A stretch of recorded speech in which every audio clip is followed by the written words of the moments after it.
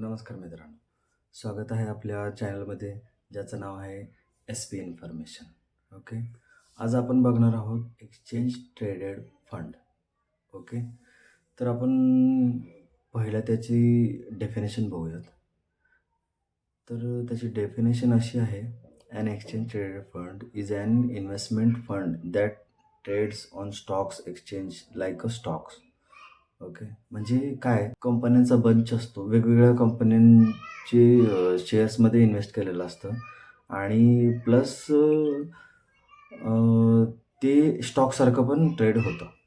Okay. जसे आपण shares bye करतो तसेच त्याला पण आपण बाय करू शकतो. ओके. त्याच्यामध्ये आपली जी इन्व्हेस्टमेंट आहे ती इन्व्हेस्टमेंट आपली डायव्हर्सिफाय होते. ओके. ठीक आहे. तर आपण पुढं बघूयात त्याचे टाइप्स ऑफ ETF. ओके. खूप सारे टाइप्स असतात, पण त्याच्यातले काही मुख्य टाइप्स आहेत. त्याच्यातला पहिला आहे equity ETF. Okay. Equity ETF. दुसरा आहे बॉन्ड ETF, म्हणजे गव्हर्नमेंट बॉन्ड्स वगैरे येते त्याच्यामध्ये वेगवेगळ्या बॉन्ड्समध्ये इन्व्हेस्ट करणारं ETF. ओके.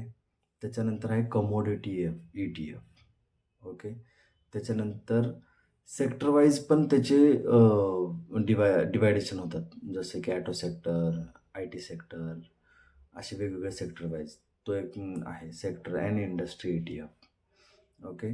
त्याच्यानंतर आहे इंटरनॅशनल ETF. इंटरनॅशनल म्हणजे फॉरेन कंट्रीजचे जे कंपन्याज आहेत, त्याच्यामध्ये पण त्याच्या थ्रू आपल्याला इन्व्हेस्ट करता येतं.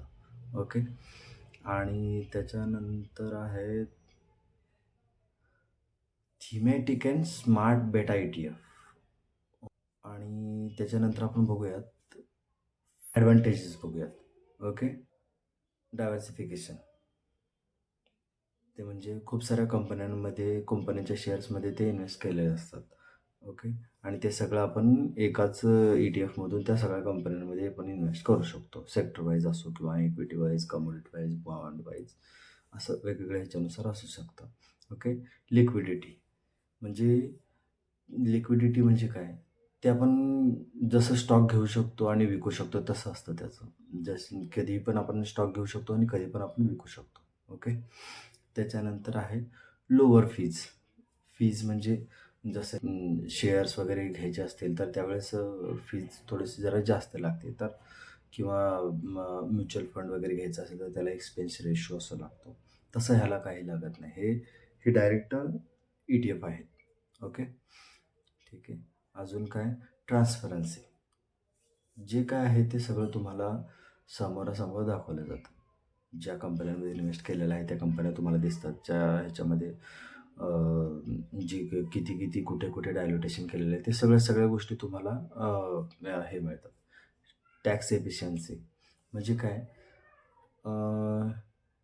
कॅपिटल गेन टॅक्स जो असतो, आता ज्या लास्टच्या ह्याच्यामध्ये बजेटमध्ये जसं टॅक्स वाढवला आहे, long term capital gain tax आणि short term capital gain tax हे दोन्ही पण वाढवलेले आहेत. तसं याच्यामध्ये ह्याला कॅपिटल गेन टॅक्स लागत नाही. हे जे काय आहे ते म्हणजे स्टॉक्ससारखं आहे. जेवढा स्टॉक्स बाय आणि सेल करण्यासाठी लागतो तेवढाच याला पण लागत असतो. ओके. आता त्याचे डिसएडव्हांटेजेस बघूया. ट्रेडिंग कॉस्ट्स म्हणजे काय? जसं आपण स्टॉक्स घेतो आणि सेल करतो, ह्याच्यासाठी जशी कॉस्ट लागत असते, एखाद्या ब्रोकरेज फर्ममध्ये आपल्याला जायला लागतं ते घेण्यासाठी. तर त्या ब्रोकरेज फर्मचा त्याची फीज म्हणा किंवा स्टॉक घेण्यासाठी आणि विकण्यासाठी जे चार्ज लागतो त्यांचा, तो चार्ज, असे वेगवेगळे हे. आणि दुसरं आहे market fluctuations. Price fluctuation through the day. म्हणजे एका दिवसामध्ये जसं मार्केट वरती आणि खालती जातं त्याच्यानुसार ते फ्लक्च्युएशन होत राहतं. ओके. Liquidity issue. हां, हा एक सगळ्यात मेन पॉईंट आहे. कधी-कधी कसं होत असतं, की काही ETFला जास्त मार्केटमध्ये जास्त नोंद नसल्यामुळे त्याच्या ह्याच्यामध्ये ट्रेडिंग व्हॉल्यूम नसतो त्याचा. तर ट्रेडिंग व्हॉल्यूम नसल्यामुळं काही ETFला आपण सेल करण्यासाठी लावलं तर समोरची व्यक्ती घेणारी नसते त्याच्यासाठी. त्यामुळं कधी-कधी आपली ऑर्डर रिजेक्ट होऊ शकते किंवा होल्डवरती जाऊ शकते. असा काही प्रॉब्लेम येऊ शकतो. आणि ट्रॅकिंग एरर. ट्रॅकिंग एरर्स म्हणजे काय? May not perfectly match the performance of their indexes. कधी-कधी जो त्यांचा इंडेक्स असतो, आता एक्झाम्पल एक, मी कोणतेही बायिंग अँड सेलिंगचा रिकमेंडेशन करत नाही, पण एक एक्झाम्पलसाठी घेतो. निफ्टी 50. निफ्टी 50ला ट्रॅक करणारा कोणता ETF आहे? त्याचं नाव आहे निफ्टी बीज. सॉरी. तर निफ्टी बीज काय करत असतो? निफ्टी 50ला ट्रॅक करत असतो. तर कधी-कधी काय होतं, की तो निफ्टी 50ला कधी-कधी ट्रॅक करत नाही. हा असा पण कधी-कधी एरर येऊ शकतो. ओके. ठीक आहे. आता आपण बघूयात how to invest in ETF. Okay. जसं मी तुम्हाला मगाशी सांगितलं त्यासारखं ETF मध्ये इन्व्हेस्ट करण्यासाठी तुमच्याकडे एक डीमॅट अकाउंट पाहिजे. एक डीमॅट कोणत्याही ब्रोकरेज करून एखादा डीमॅट अकाउंट ओपन केला तर त्याच्यामधून तुम्हाला जो ETF पाहिजे तो ETF सर्च करून त्याच्यामध्ये तुम्ही डायरेक्ट बाय अँड सेल करू शकता. हां, आता डिफरन्स बघूयात आपण. ओके. कोणता डिफरन्स? ETF मध्ये आणि म्युच्युअल फंडमध्ये काय फरक आहे? ETF पण तसंच करतं जे की म्युच्युअल फंडमध्ये म्युच्युअल फंडसारखं वेगवेगळ्या कंपन्यांमध्ये इन्व्हेस्ट करतं. म्युच्युअल फंड पण तेच करतं. तर त्याच्यामध्ये आणि याच्यामध्ये काय फरक आहे? ETF is a trade like stock. म्हणजे काय? स्टॉकसारखं ट्रेड होतो ETF. ओके. तसंच जर म्युच्युअल फंडचं बघायला गेलं तर म्युच्युअल फंड काय करतो? तो पूर्ण दिवसाचा एक सरासरी NAV घेतो आणि त्याच्यानुसार तो ट्रेड होत असतो. म्हणजे त्याला दिवसभरामध्ये खाली-वरती मार्केट कसं पण होऊ देत, त्याचं आणि मार्केटचं काही घेणं-देणं नाही. जो शेवटला NAV जो बनतो तोच NAV त्याचा त्या दिवसाचा ग्राह्य धरला जातो. ओके, बरोबर आहे. ETF usually have a lower expense ratio. Expense ratio म्हणजे मगाशी तुम्हाला जसं सांगितलं तसं.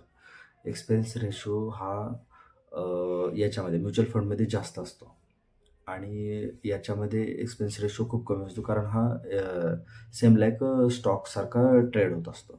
बरोबर. त्यामुळे ETF काही ह्या पॉईंटनी अगर बघायला गेलं तर थोडंसं सोपं जातो किंवा कमी एक्सपेन्सिव्हमध्ये जातो. तसंच म्युच्युअल फंडमध्ये जर गेलं तर एक्सपेन्स रेशो जरा जास्त असतो. ओके. आणि अजून दुसरा एक फायदा त्याचा, की ETF